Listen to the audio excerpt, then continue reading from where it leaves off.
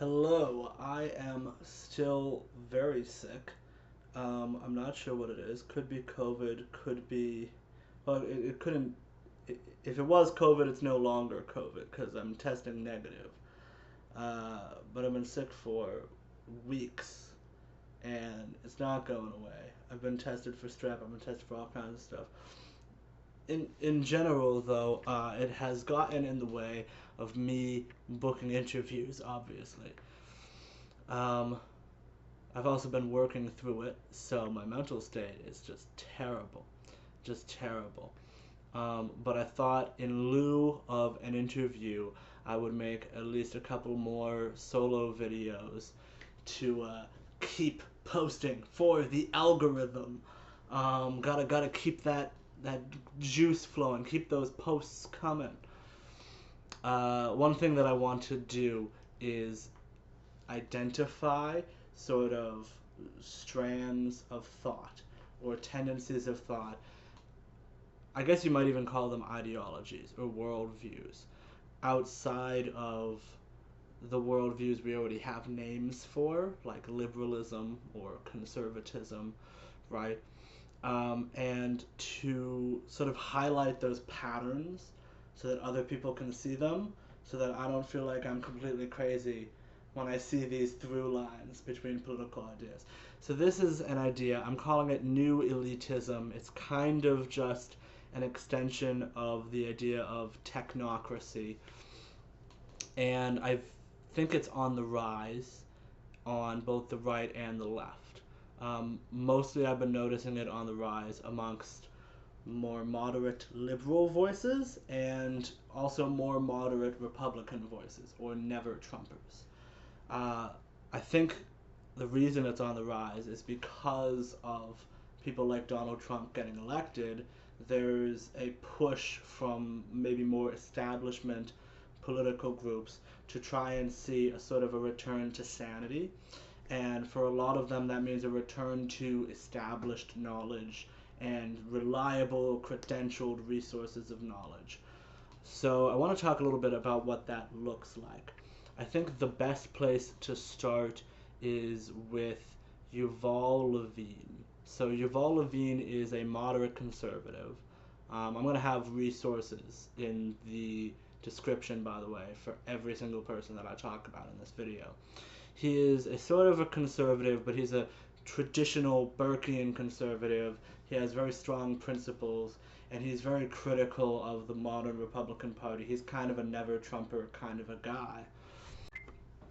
So one of the things Yuval Levin does, which is interesting, in his sort of call for a return to a reliable elitist democracy, right? Because that's a conservative idea, an old conservative idea.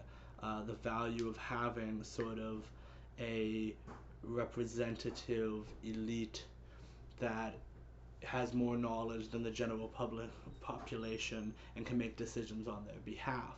So part of his call for a return to that is a very interesting take on platforming or cancel culture, you could say, where when he talks about students protesting outside of right wing figures being platformed by their college or their university, right? He takes a slightly different approach than most people do. Rather than defending on principle the freedom of speech of anybody to be platformed by those colleges or universities, or on principle opposing the platforming of fascist voices, you could say, right? He instead makes a distinction between two types of people. He says, on one hand, there's somebody like Charles Murray, which, if you don't know who Charles Murray is, he wrote The Bell Curve back in the 80s, which is the book that set off the racial IQ debate.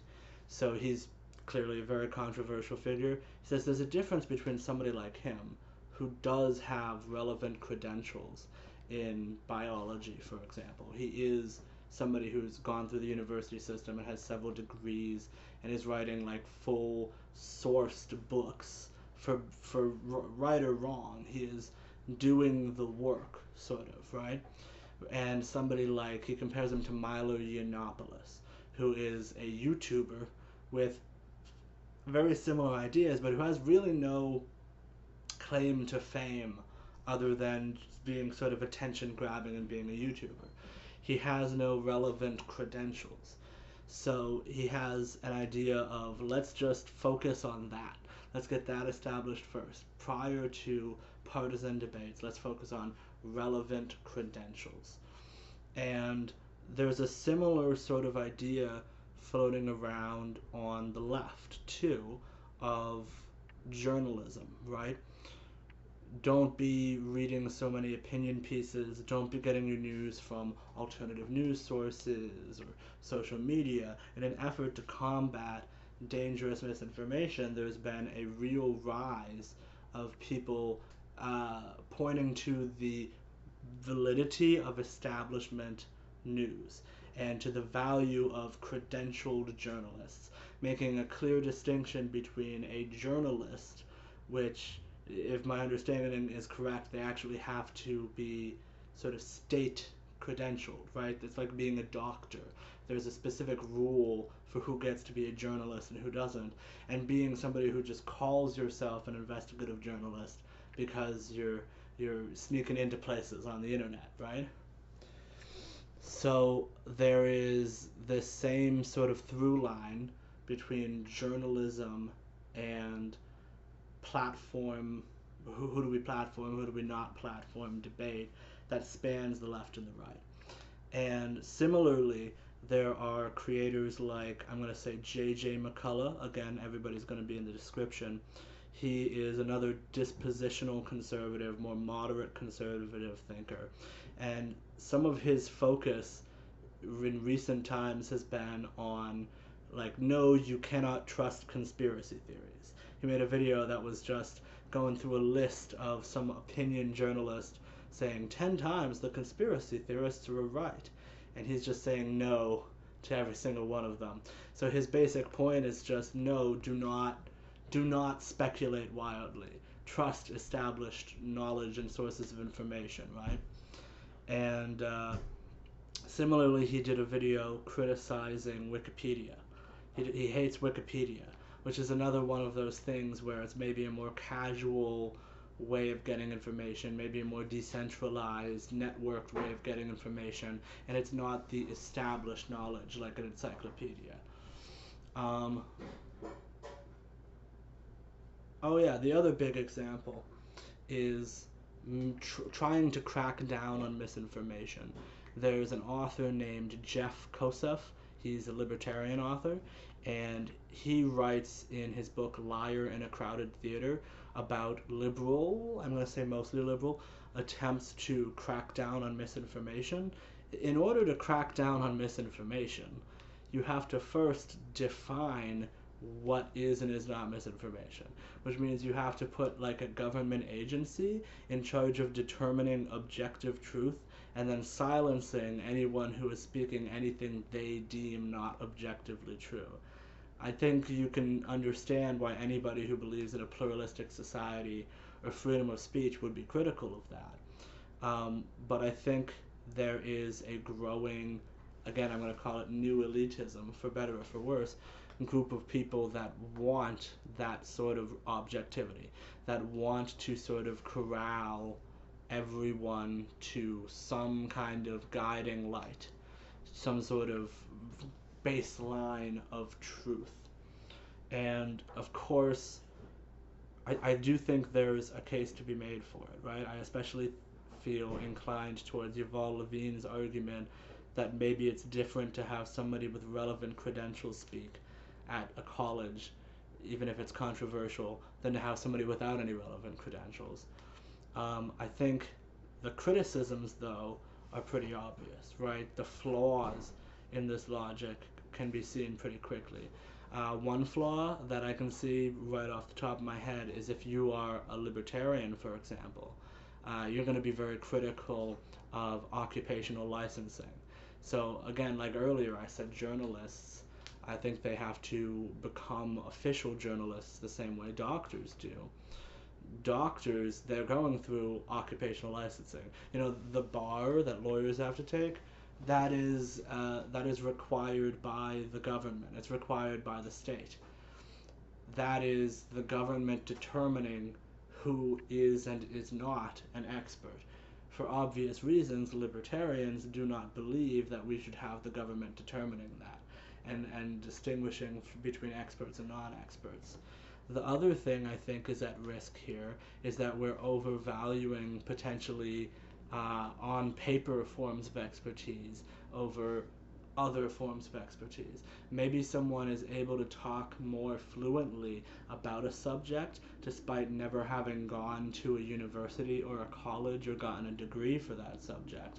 And that's why that person is being trusted, being talked to, being listened to, because they have something resembling expertise, but it's not through the official channels. So if we're trying to sort of crack down on the rising tide of irrationality, you risk that.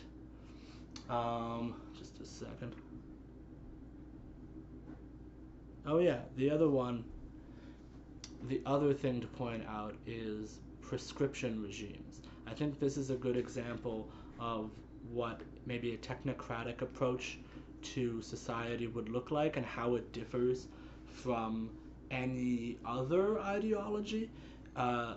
A libertarian would say, when it comes to drugs and medication, basically all of them should be available over the counter, because you're a free individual and you should get to choose what medications you take and what medications you don't take.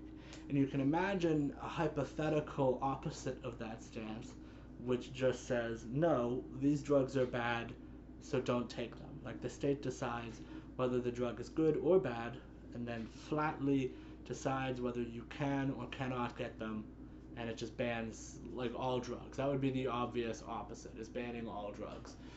The technocratic approach, which is kind of our current approach, would be, let's get a group of people who are experts, who have more knowledge than the individual, and let's have them create prescriptions for individuals and decide for them whether or not they can get certain drugs. And then those experts will sort of filter out the worst aspects, in theory, of individual drug consumption. So there's a through line between all of these things, which is, how much do we trust experts, and how do we determine who is an expert? And I think there are sides forming on that debate that have nothing to do with left or right or any of these other ideologies, really. There are sides forming on that debate that are their own sides. There's a side that is forming that is trying to say, no, there is a such thing as expertise. We can figure out who an expert is. We can collectively determine who the people are who have expertise, and we can delegate to them and trust them and have them make decisions to some degree on our behalf. And then there's another group of people that is saying, no, we can't. And those are the two sides of this new, different political spectrum I've established here.